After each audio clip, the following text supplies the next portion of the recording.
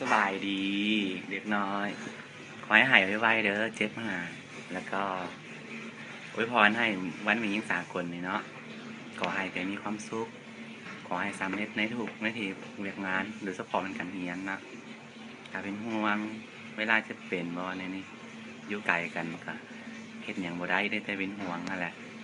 ดีที่สุดก็ให้รักษาตัวเองรักษาสุขภาพตัวเองนะมันดี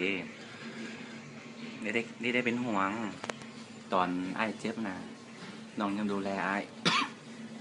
บาสน้องอันเจ็บแล้วไอ้บูมีเวลาไปดูแลเพราะว่าอยู่ไกลกันอันนี้คอยรักษาคอยพบแต่สิ่งดี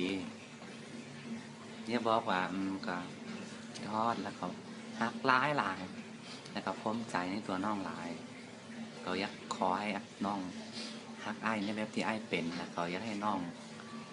ฮักไอ้คือไอ้ฮักน้องนะอืมก็เป็นวันนี้ก็เป็นวันดีเนาะเป็นอีกวันดีๆวันพิเศษสำหรับน้องเนาะ